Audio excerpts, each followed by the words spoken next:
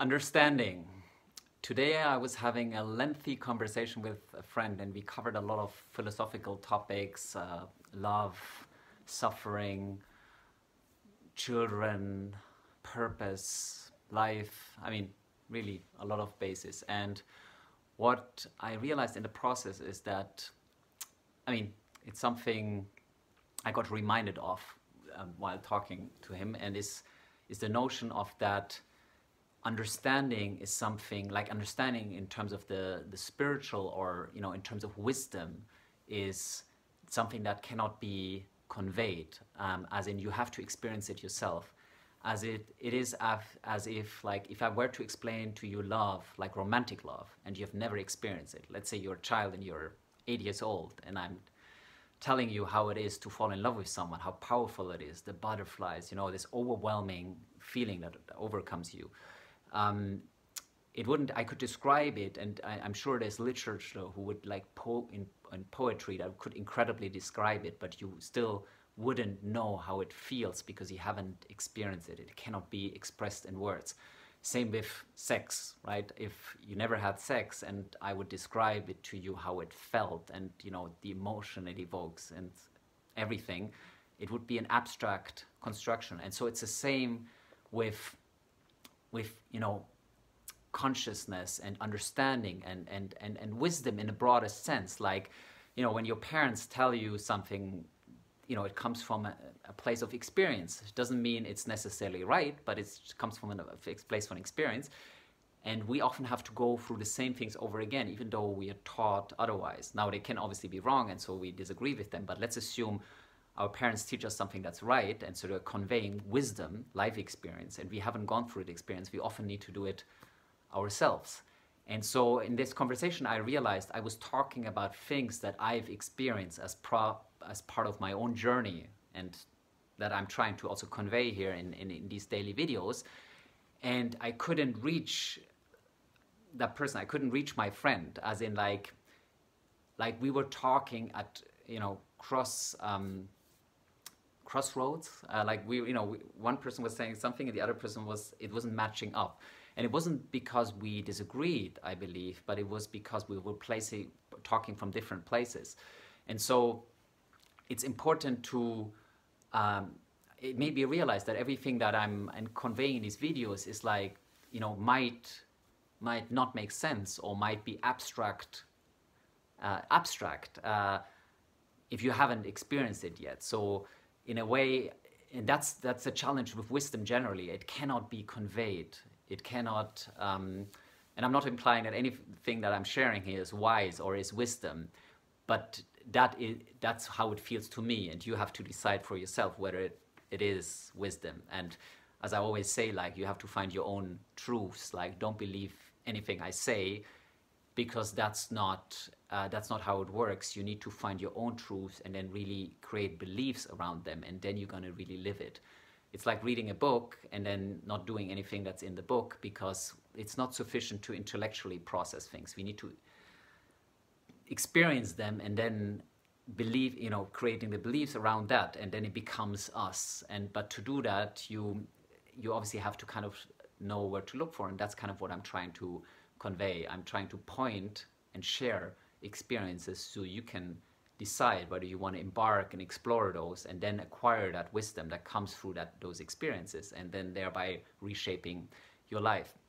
And so if things that I'm sharing might not make sense, that might be because they don't make sense to you, or you disagree, or what I believe is more likely is that, and again, that's my belief, and you might disagree, but that you just haven't experienced them yet. So for you, in your current belief system, in your current portfolio of experiences, it doesn't make sense.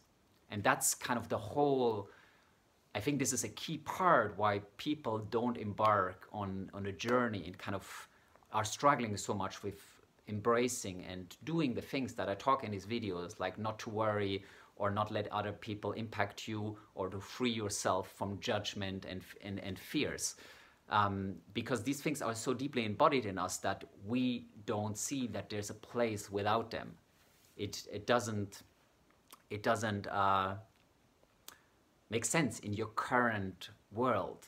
But that's the whole kind of, you know, in a way, mindfuck with personal growth, and especially this kind of like really your consciousness raising growth, not just, you know, personal growth as in I'm going from victimhood to becoming your own boss and taking control of your life, but kind of going beyond and like raising your awareness and see and find truth rather than what you think you see. And so the challenge is you kind of have to trust and let go to be able to embark on that. And it's really hard because it's contradictory to your current belief system, your current understanding of your world, especially as long as you stay up here and you try to do everything rationally and mentally. It's going to be near impossible to kind of fully embark at it. Actually, it's not impossible, but it takes a lot more work. You can get much quicker to that by just letting go and exploring it, like trusting in what you might find there. And these are the things I'm sharing in the video. And so they are very, you know, I often get like responses, makes sense, but it's so hard. And yes, it is, but it becomes like anything else you practice, it becomes easier as you do. And then, you know, suddenly you see the light and you're like, wow, why didn't I do this all my life? That's how the experience was for me. So when I talk about things that you say like, wow, they sound amazing, but they make no sense to me, or they are really, they don't exist. He must be talking about something that doesn't exist or that doesn't work that way. Then, you know, but you want to get there, then let go, as in like let go of your current belief system and just trust and try it. Like, for example, about worrying, just stop worrying or try to worry a little less. Like today, one of the conversations I had with my friend was about worrying and caring, and he pointed out that if you had a child, and I don't have a child, that you worry, and it's the same as caring. And while I don't have a child, like I generally disagree that worrying and caring is the same. Like you can deeply care about someone and not worry, because worry is just a negative emotion. It just doesn't do anything to you. Like it doesn't change anything. Like if people say you need to worry to care about someone, that's nonsense. That's just, in my world, this is just not true, because the two things can be so super separate. Worrying, the process of worrying doesn't change anything. If worrying triggers you to start doing something, like why do you worry in the first place? Just start doing, you know, taking care that what you could worry about doesn't happen. But you can be in a place of not worrying and deeply caring about a person. The two are not the same. But we were having this discussion, and it's when you are in a place that the two things are overlapping, then you might not be able to agree that these things are not the same, but they are not the same, and they don't have to be, they don't have to be connected. You can separate them. Same with love and suffering. The argument went that if you love, you also suffer because you're exposing yourself, you become more vulnerable. But that's not the case. Love, the highest form is love, is unconditional.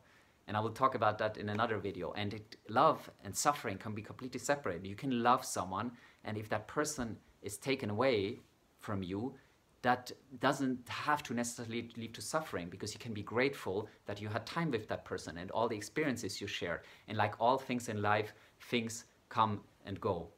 And so realizing and accepting that puts you in a place out of suffering. But again, these can be very abstract concepts if you haven't experienced and worked your way to there. So if they sound exciting, you need to let go, and you need to start experiencing themselves by just stripping yourself off, moving from your mind into your heart, and kind of start feeling and kind of just exploring this place and start trying to stop worry, try to suffer less. And so step by step, you're gonna get closer, and then everything is gonna make perfectly sense, and life will never be the same again.